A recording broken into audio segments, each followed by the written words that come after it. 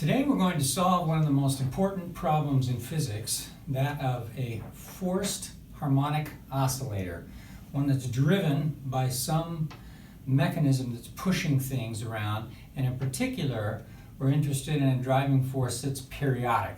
So if we go back to the swing analogy, where you're on a swing and it has its natural frequency, let's call that omega naught, the frequency at which you would naturally swing on that swing. But you've got a forcing motion that you use your legs for to cause the amplitude of your oscillation to increase with time.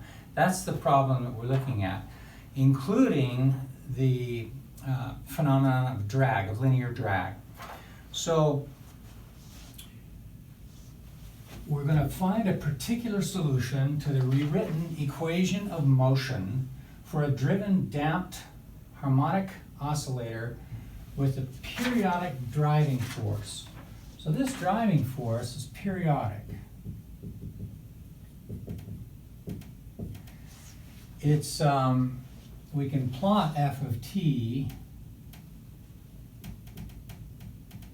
as a function of t, and it's going to look like, in this case, a cosine function.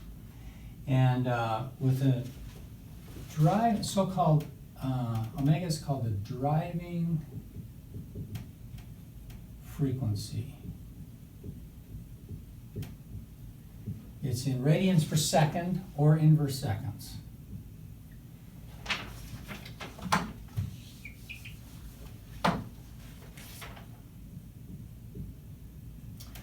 So let me be clear about what we're talking about here. The driving frequency is the frequency with which you're kicking your legs while you're trying to increase the amplitude of the swing. Now certainly you'd say, well, why would I kick at any other frequency other than the natural frequency? And that's a valid question. But we want to be able to consider cases where the driving frequency does not exactly match the natural frequency, and then ask the question, by natural frequency I just mean the frequency, the square root of g over L, that you get for a pendulum swinging naturally at a low amplitude, driving frequency being that of your feet. So we're going to ask, allow these, the driving frequency and the natural frequency to be different. So omega naught is the natural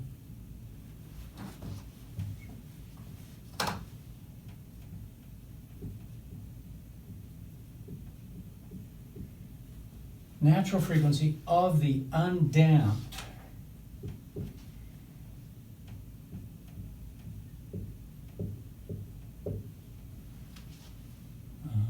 problem. And as you might remember, that's the square root of k over m, as we talked about in the last concept. Beta is the damping parameter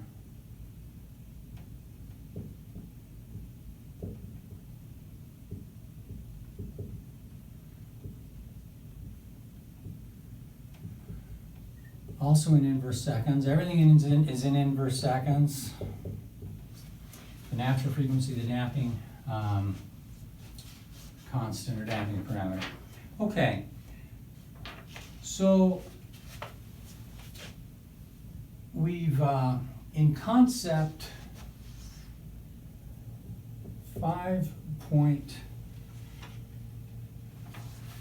let's see, 5.5,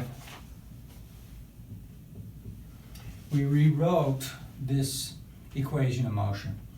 It has an x double dot, 2 beta x dot omega naught squared x equals some function of time, where f is the force per unit mass.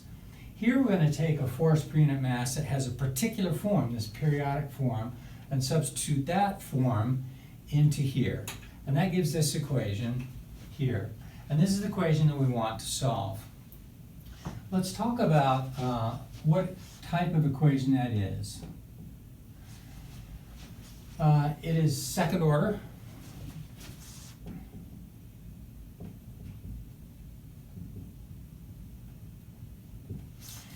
It is linear. Every term in this equation is proportional to x or one of its derivatives, every term that involves an x is proportional to x and not x squared or sine of x or something weird. So it's linear. It involves a term that does not involve x, but instead is a function of the time. This term renders it non-homogeneous.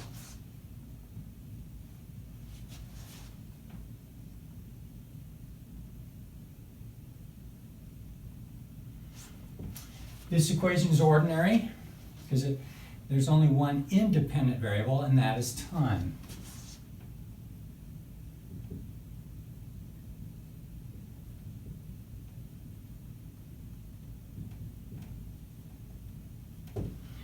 All right, so now we know what kind of a differential equation it is. Now we have the excitement of trying to solve it. Some of you in your math courses have solved this equation. There are various ways to solve it, some involving sines and cosines, and we will use instead a complex argument that is much simpler. It's just the opposite of what you think. Complex seems harder, but it's a whole lot easier. The algebra is a ton simpler. And but in general, if you have an equation like this, there are going to be two solutions to that equation. If you have a non-homogeneous equation, you have two solutions. We have a general solution,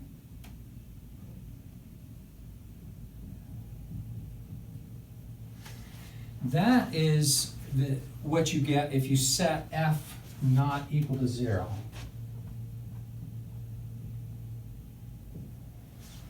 So if you set this right-hand, the non-homogeneity, equal to 0, you get x double dot plus 2 beta x dot plus omega naught squared x equals 0. Well, you might recognize that equation because we have solved it in concept 5.3. We've already solved it. We've already found that general solution. This allows you, this general solution has a couple of integration constants that allow you to satisfy any initial conditions. And then there's a particular solution.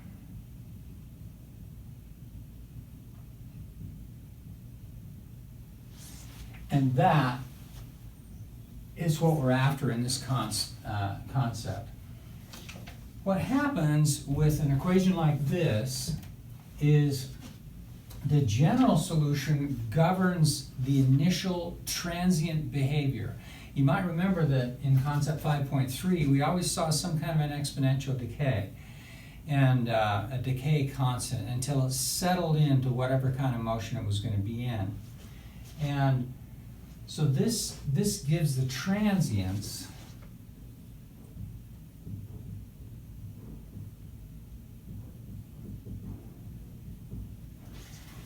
and by transient, I mean that that's what happens at the beginning when you first start that oscillator going. First push that pendulum, the kid on the swing, and they start kicking their legs. And then the particular solution gives, and by this I mean it gives transients that die away.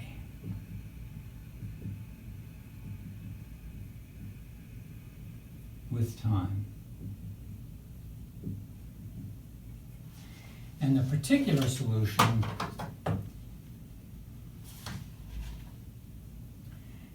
gives the long time behavior. And since this equation is linear, the complete solution to the problem is the sum of these two solutions. So you can write x of t is the general solution plus x particular.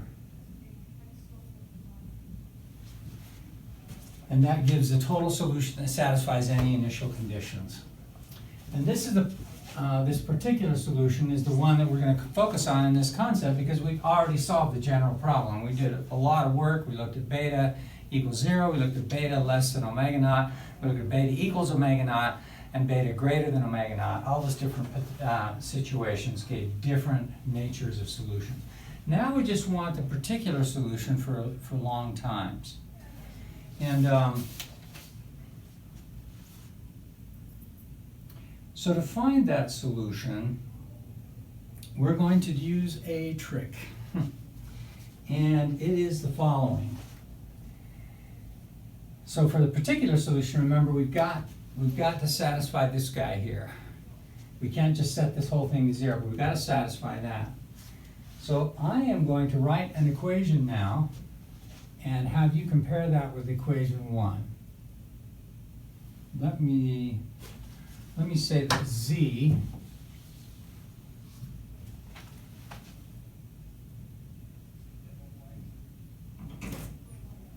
this is a complex number. And x in this complex number is the very x that we're talking about here. So that's the, let's just remind ourselves a little bit. X is a displacement from equilibrium of this mass m. It's got a spring, etc. That's the equilibrium position. X is the displacement of that mass from its equilibrium position. And that's the one that appears here. And let me write an equation that looks almost identical to this, but not quite.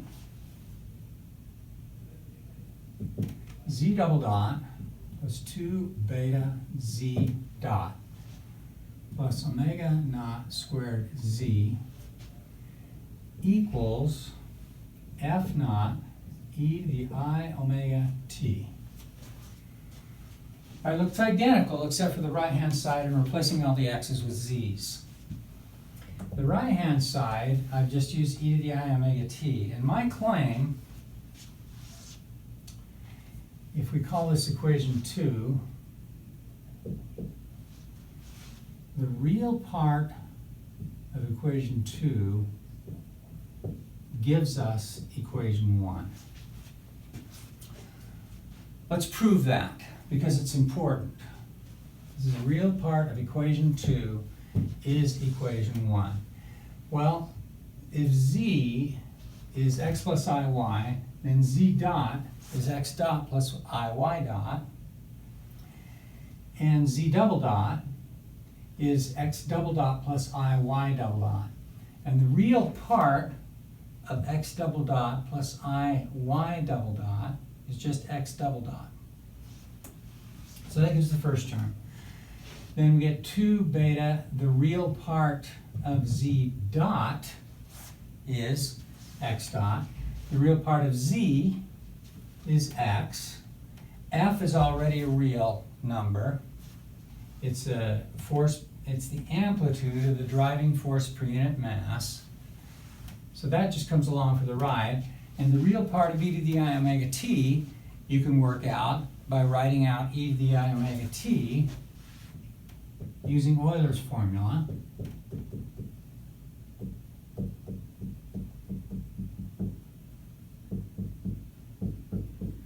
And the real part of that is whatever part is not multiplying I. That's cosine. So the real part of this term here is just f naught cosine omega t, which is that term. Okay, so we've just proved that the real part of 2 is equation 1. I'd also like to point out that the real part of z, so here's z, here's its real part, and y is its imaginary part. So the real part of z is just x, and we'll use that later on too. In fact, I'm going to call that equation 3. This is important because we're going to work now with equation 2 and try and solve equation 2, but at the end of the day, we're going to have to remember to say, oh yeah, I'm dealing with a complex number. X isn't complex, it's real. And so at the end of the day, once I find out what z is, I'm going to need to take the real part of it to find x. Okay, and you might ask, what's y? I mean, physically, what is y? We've got this thing that's oscillating in the x direction. You might say, well, y is in that direction. But y actually has no meaning. It doesn't have a place in this world. So it is just this making x into a complex number, or writing x as a part of a complex number, is just a tool for solving this second order partial difference, or ordinary differential equation. Okay, so how are we going to do it?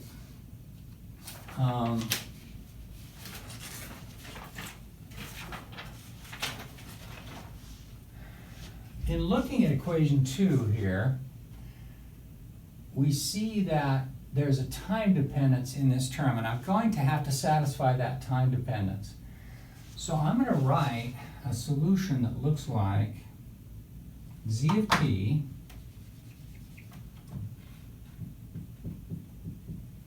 is c e to the I omega t. That's my proposed solution.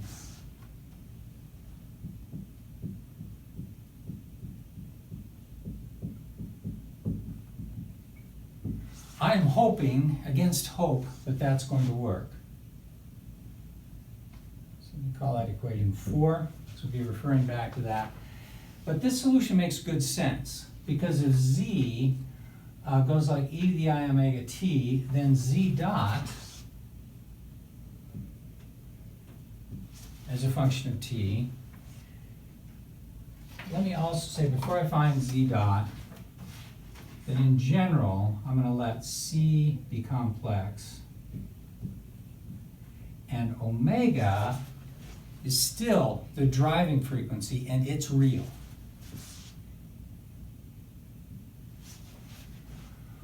All right, let's find z dot. Well, can you find that z dot from this z? C is a complex number. When you take derivatives, it just acts like a constant. And we're taking the derivative of z with respect to time, and there's a time up here. So the c just comes along for the ride, and then we have the derivative e to the I omega t with respect to t. Well, that just gives that same exponential times the derivative of the inside. And the derivative of the inside with respect to t brings down an I omega.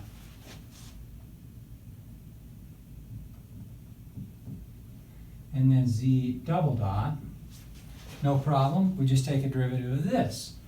Well, these are all constants, they come along for the ride. Derivative of e to the I omega t is e to the I omega t times I omega. So that new I omega that we just brought down hits this I here, and the I times I makes it -1, and then we'll have omega squared.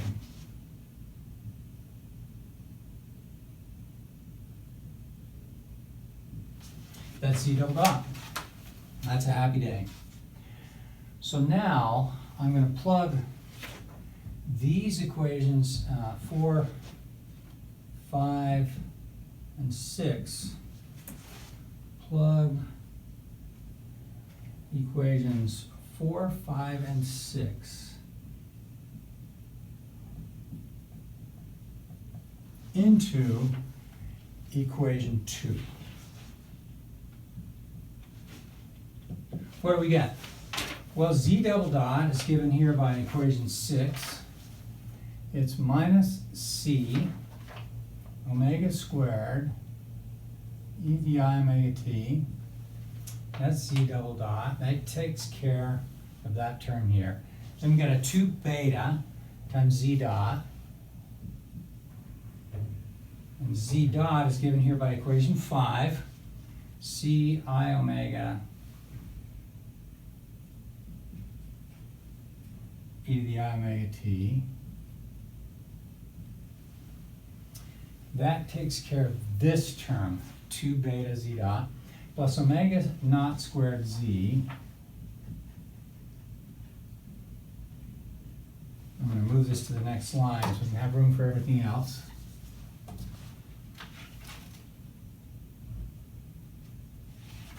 Z is given by equation 4, C e to the I omega t. That takes care of this term, equals F naught e to the I omega t.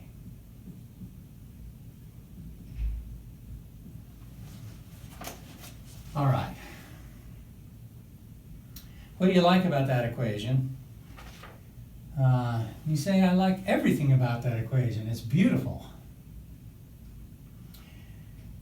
And my answer is, what particularly do you like about it? And you say, well, I can factor out an e to the I omega t from that equation. And I'll have a bunch of constants, albeit some of them complex, multiplying e to the I omega t, and that's supposed to equal 0. And under what conditions will that equation be satisfied for all times? And the answer is that that big bunch of coefficients has to be 0. Otherwise it won't be satisfied for all time. So we can just basically factor out e to the I omega t and then say that the coefficients in front of it must equal 0. It's not the same as canceling. If you just divide by e to the I omega t, it's a little bit embarrassing because sometimes e to the I omega t is going to be 0. And it's embarrassing to divide by 0. So the more mathematically rigorous way of going about it is to factor them out. And so these are the coefficients now, minus c omega squared. Oh, we can also, let's factor out a c. Note that there's a c in this term, and this term. And so I'm eliminating all the e omega t's, and then I'm factoring out the c from the first 3 terms. The first term just gives me this.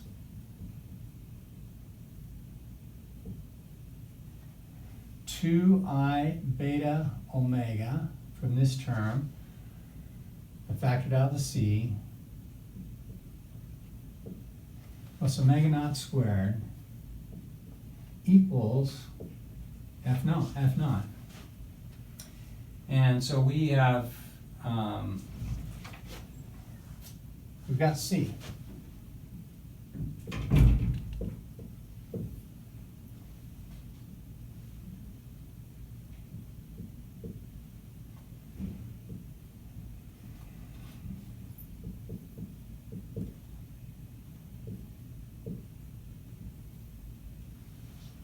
We call that equation 7.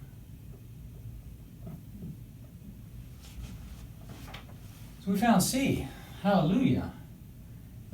Because that's the C that appears here. I now know what C is. So essentially, I have the solution. I'm done. But some might say, well, wait a minute. X is a real part of Z, and I want to take the real part so I can see what X actually is. And it's kind of embarrassing to deal with complex numbers. Obviously, this is a complex number because of this I. If it weren't for this term, in fact, if the damping were 0, then C would have been real. But it's not real, and it's complex. And so any complex number, so this is a complex number,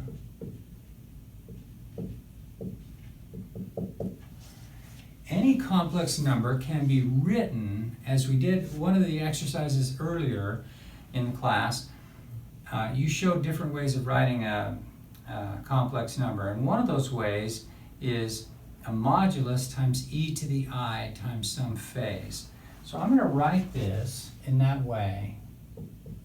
C equals a e to the minus I delta. Call this equation 8. This is, so delta here is the phase, and it's real. I think back when we did complex numbers a couple chapters ago, we normally wrote the phase as a plus here, and I think we used phi. So it would have been A e to the I phi. I'm just defining the phase with a minus sign because it's more convenient. But it's a real number. This delta is a real number. A is the modulus. It is also a real number. And as it turns out, this modulus will be the amplitude of the oscillation. So this is when you're on the swing and you're kicking your legs, this will be with your taking the driving and the damping and everything into account, what the amplitude of your swing will be, what the maximum angle both ways will be as you swing on there. And it will turn out to be the amplitude.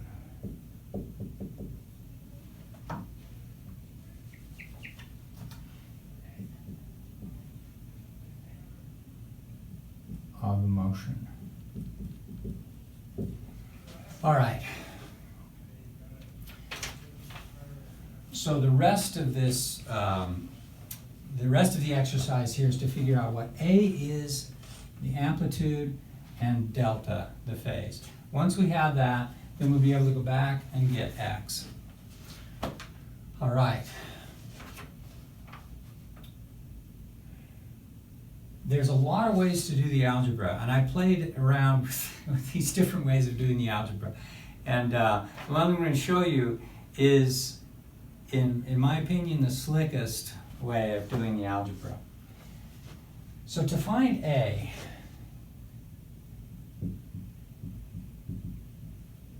the amplitude A, consider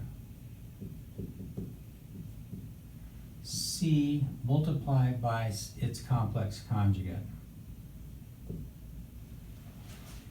Now that's obviously true. Anytime you set something equal to itself, then you get something that's true.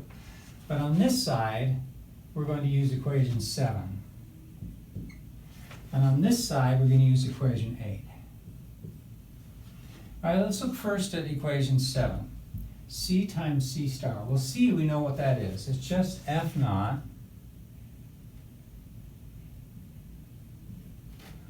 over omega naught squared minus omega squared plus 2 I beta omega. Happy day. That's C. Now we want C star. How do we take the complex conjugate of this equation? Well, everywhere you see an I in that equation, replace it with a minus I. We don't see any I's except here. And so just putting a minus sign with that term will give me the complex conjugate.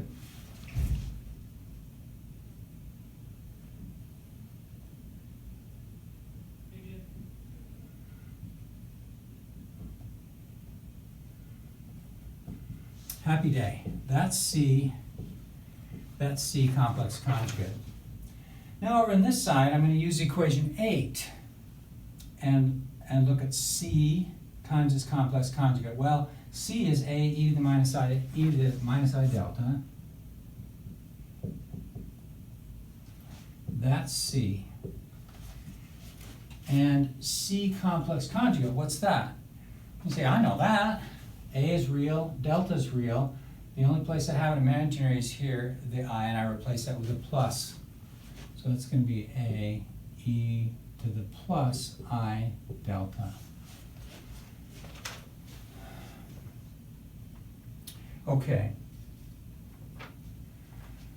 Notice something amazing on the right-hand side. This technique is such a cool trick because look what happens over here on the right-hand side.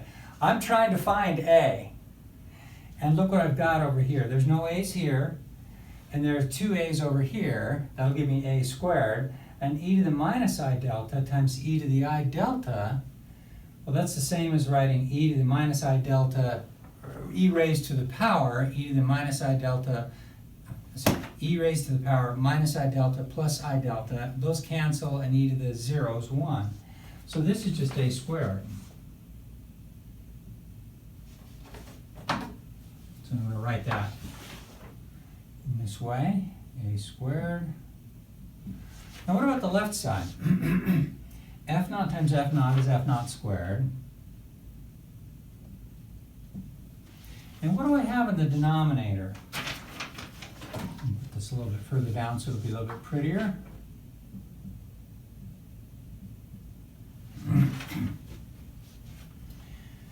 Omega naught squared minus omega squared is real. This term is imaginary. And so if I think of this being the first term, then this is the first term, and then this being the second term, I can FOIL this out, this denominator out. So omega naught squared minus omega squared times omega naught squared minus omega squared is just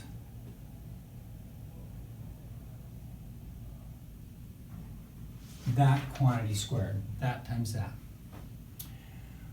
All right, then I'm going to have this term times this term. So that's the outer ones, and then this is the inner ones. But notice what happens when I do the outer and the inner. This is omega naught squared minus omega squared times minus 2I beta omega.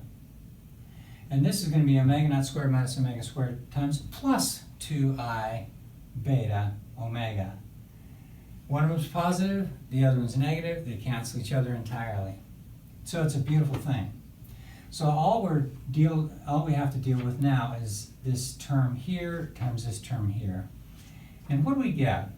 Well, 2 times 2 is our old friend 4. I times I is our old friend negative 1. And that negative, negative 1 cancels this minus sign, making the overall sign of this term positive. Takes care of the i's. We got beta squared times omega squared. Beautiful thing.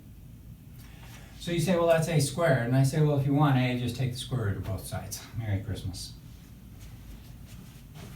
So that's a. We found a. A is obviously real. There's no i's in there. Our lives are wonderful. But we're not only interested in the amplitude, we're also interested in the phase. So how are we going to find that phase? And the answer is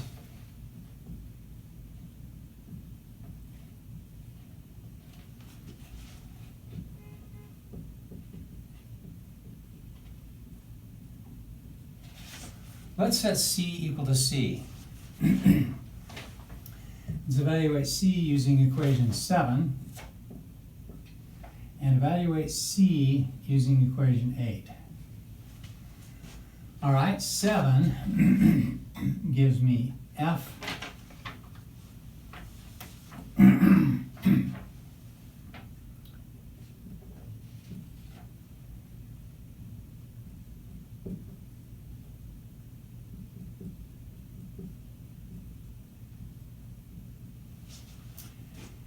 all right, that's equation 7. Equation 8 is this A e to the minus I delta.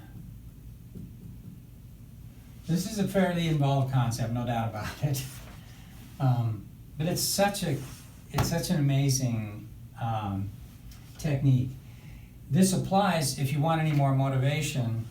This same technique is the slickest way of solving the RLC circuit problem. Resistor, inductor, capacitor problem that's driven by a voltage source. So you plug an RLC circuit into a regular wall outlet.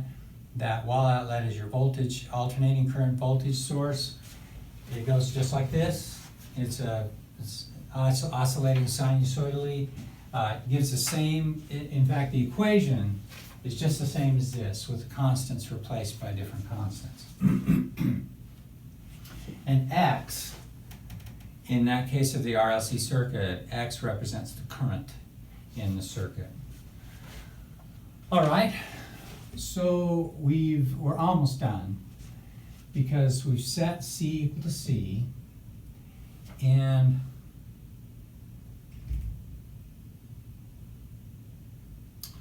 I am going to multiply both sides of this equation by e to the I delta.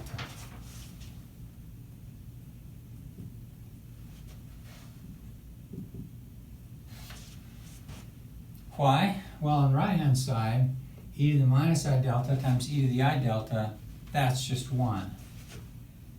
So we just get 1 out of that deal. And then I'm going to multiply both sides of this equation by this denominator. So when I multiply the left side of this equation by the denominator, the numerator and denominator cancels, or of this term. And then on the right-hand side, we get a times omega naught squared minus omega squared plus 2I beta omega. And then what I'm going to do is look at the real and imaginary parts of this equation.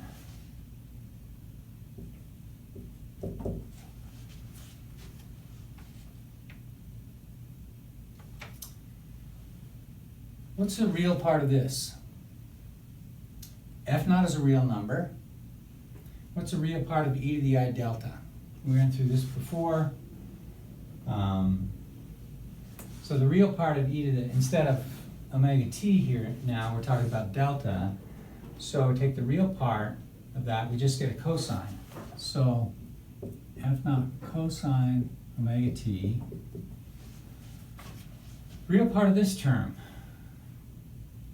Well, you guessed it, it's just these two terms that are real and that one's imaginary. So that's going to be a omega naught squared minus omega squared. The imaginary part of this equation, well, what's the imaginary part of e to the I delta? You're right, it's sine of delta. So over here would have been, here's the imaginary term, and it's that sine.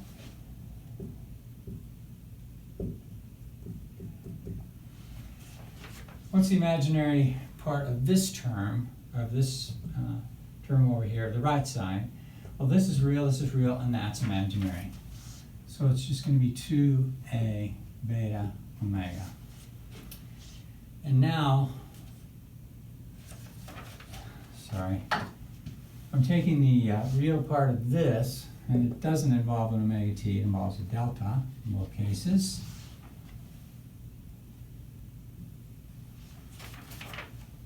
E to the I delta equals cosine delta plus I sine delta. There's the cosine real term, there's the I sine imaginary term. Now I'm going to divide these two equations. I'm going to take this equation divided by that equation. And this is the trick, because the a's will cancel and we'll be able to solve for delta. Well, when I divide this by this, the f naughts cancel, and I have sine of delta divided by cosine of delta, which is your old friend, tangent delta. That's the trick. Over here, the a's cancel, and I'll have 2 beta omega over omega naught squared minus omega squared.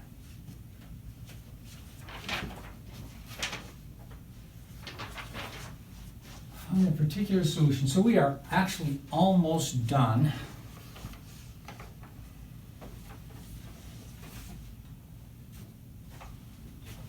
So I'm just making sure I've got, oh, there it is. I need to give this equation a number.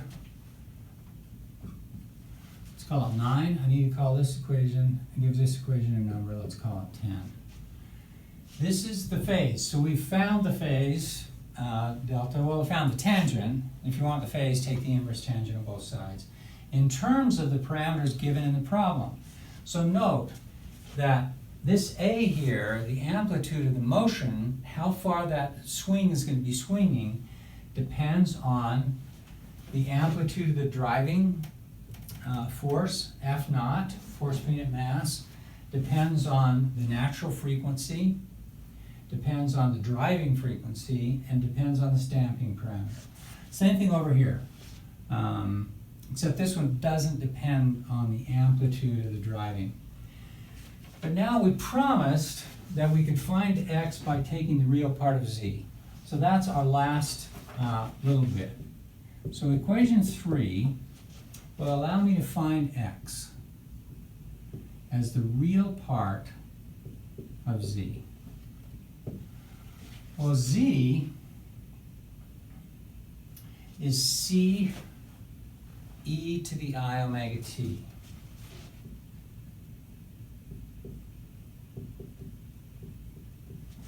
That's by equation 4. In fact, that's not equation 4, but we found this by invoking equation 4. And this x is the real part of z. That's equation 3. Obviously, we already said that. So then, C we now know in terms of A and delta. Let's put that in here. This by equation 8. C is A e to the minus I delta.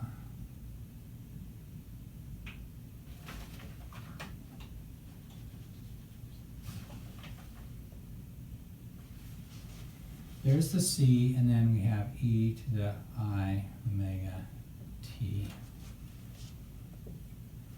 And now we need the real part of that. And we're almost done. Got out of blackboard space too. Tell me about the real part of A. A is a real number. Let me just remind us of that. Delta is a real number. So what's the real part of A? Well, it's just A.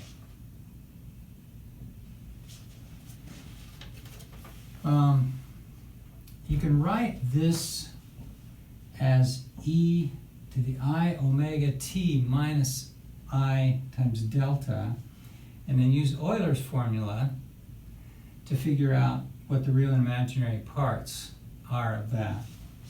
And the real part of e to the I anything, in this case the anything is omega t minus delta, is the cosine.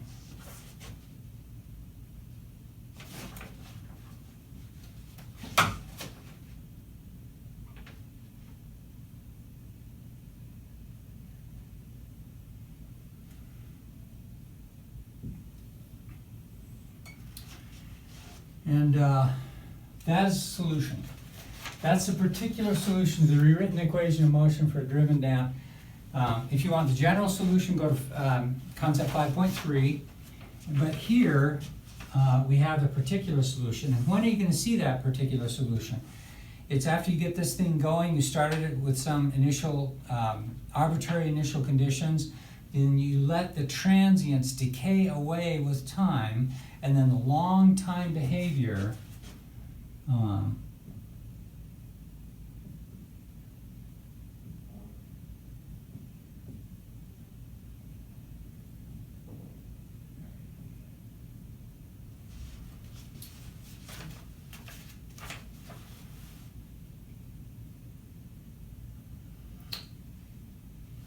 note A here. Remember, and you've done enough oscillation problems, that whatever is in front of a sinusoidally oscillating function, we call that the amplitude. So clearly our identification of A with the amplitude before, that's the amplitude, that's how far that swing is going to swing. Omega is the driving frequency. It's how fast you're kicking with your feet. And then delta is the phase angle